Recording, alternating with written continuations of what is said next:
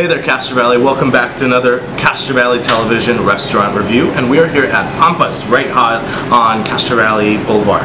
So I'm here with Chef Pablo, and we're looking over the menu, and I'm going to see if I can get some suggestions from Chef Pablo and maybe a little description of the menu here. Well, this is a really traditional street food from Argentina. Also, it's really popular. It's something for every day, you know.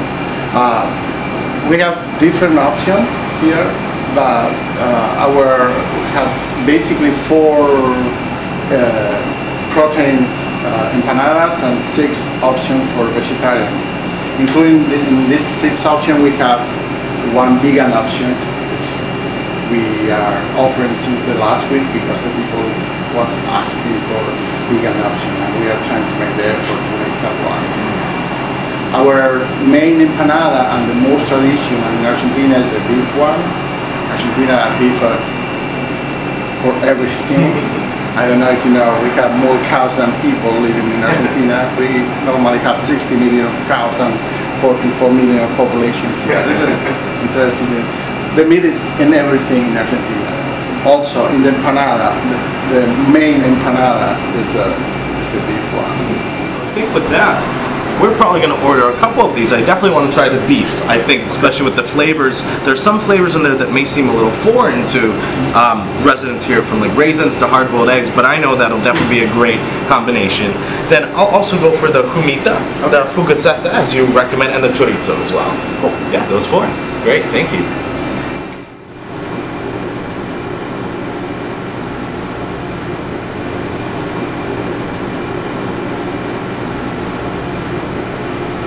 So from first look, I felt like I was walking into someone's quaint little living room. This is a very cozy restaurant. This is where the old Sunflower Cafe used to be. However, it's been redone to a point where you have a really nice warm and woody feeling. Especially, you could see right behind me. I feel like I'm in someone's living room.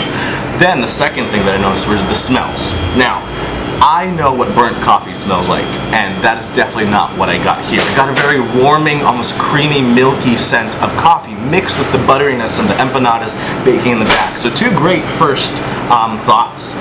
Now, what is an empanada? People may be asking. Now, empanadas are a type of dumpling in a sense, where you have a dough where either lard or butter is cut into the flour, chilled, rolled out, and then stuffed with a variety of fillings before being folded over.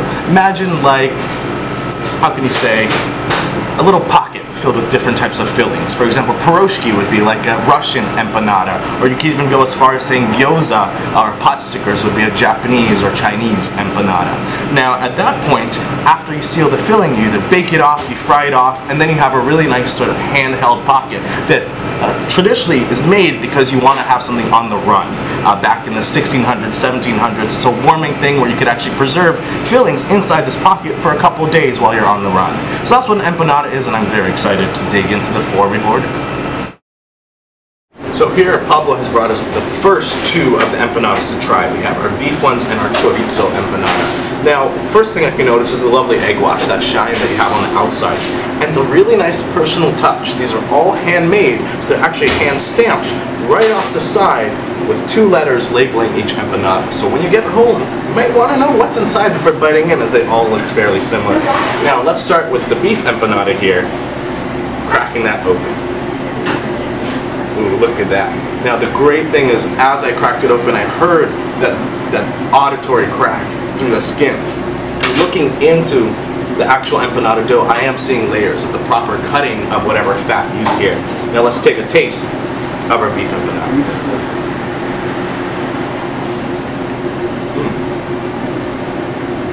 Now, this is definitely what is known as traditional home-style cooking cuisine. Now, when you think beef, you just think something meaty, gamey, but you actually have a lot of fresh influences here. There's a little olive that gives you a briny offset, hard-boiled eggs, which you wouldn't traditionally think, but they give just a nice mouthfeel, a little texture, raisins to offset the sweetness. All of these you think by themselves are not a great combination, but overall fantastic in here. And I believe that just that natural fat of the meat gives it so much good body. So these are to die for. I would say no wonder this is the most traditional one to get here. I definitely recommend it. Now after starting off with that luscious beef one, now the chorizo has a lot to live up to. We've already talked about the crust, so let's just crack into this baby. I want to be gentle, but it's time. Yes, that is what we want to see. So you have that lovely Monterey Jack or mozzarella cheese along with that chorizo. And let's try that.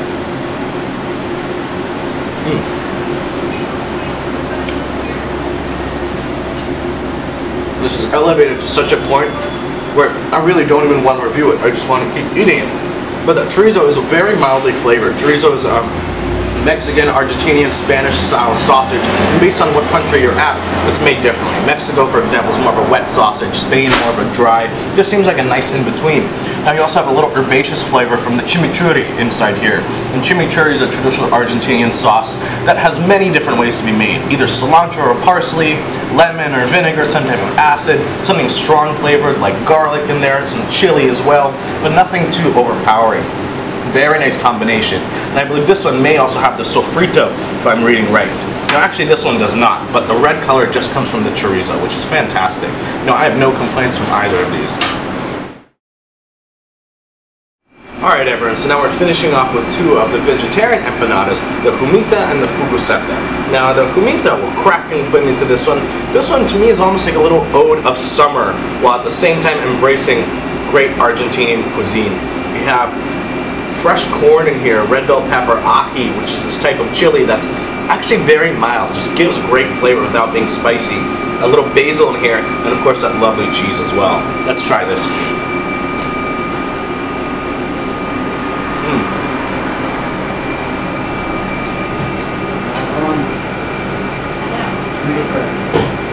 Rather than into my stomach, this one flows straight into my heart. There's the sweetness of the corn, the cheesiness, the meltiness. Once again, it's not spicy. We get the warmth, that essence of the spice in here. That one is fantastic, very surprising. Now, even with the basil in there, a small hit of that, it's not taking over the Italian section, we'll say.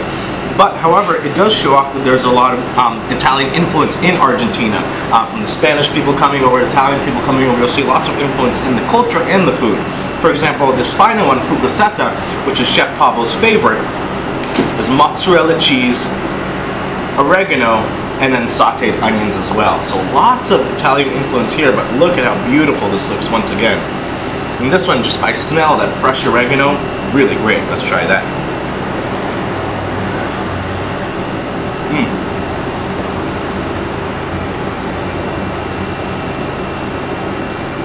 It's a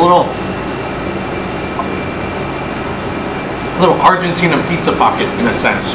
In fact, in Argentina, Chef Pablo was mentioning to me, empanadas are like the pizza, as popular as. For example, here, late night, we order pizza to go. Empanadas would be one of those really nice things to go, even a street food-esque type of environment.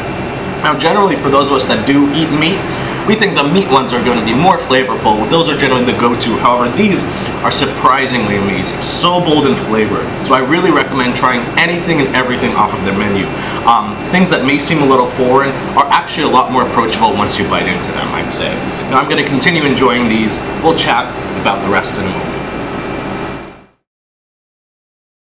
Alright everyone, so I just finished off a wonderful lunch here at Pampas, a new Argentinian empanada, coffee, and alfajor place here on Castro Boulevard. You know, I cannot stop raving. This is a fantastic place run by fantastic owners. Coming inside feels like I'm walking into someone's living room, and I get that same service, that one-on-one service. The empanadas are so on the outside tender, flaky, not leathery, which often happens, and the fillings inside are to die for. Everything from beef with raisins and olives to a nice corn with cheese and bell peppers and ají chili that's not spicy at all. What's really important here is they make it a goal not to cook their empanadas and keep them warm. They cook them to order, and that is something that they're really trying to stick with. So they even encourage our guests to order off of Yelp. You can do that right online, or give them a call 10 or 15 minutes before you plan on coming over and getting some wonderful empanadas. The coffee here is fantastic. The yerba mate that I've been enjoying, so great. I'm feeling energized without any jitteriness, and I just love the touch of the hand-stamped Pampas on the bags, the cups, and everything. Finally, I'll enjoy a little alfajor for dessert. which is a traditional South American cookie. You essentially have a sugar type cookie on the outside, very sandy, but inside a dulce de leche, which is a cooked down milk and cream with sugar. My favorite is actually goat milk dulce de leche. Everything is perfect. Again, I invite you all to come to Pampas. My mouth is full, I don't mind, but join me back soon for another restaurant review. My name is Chef Igor Brayman, and I'll see you back soon.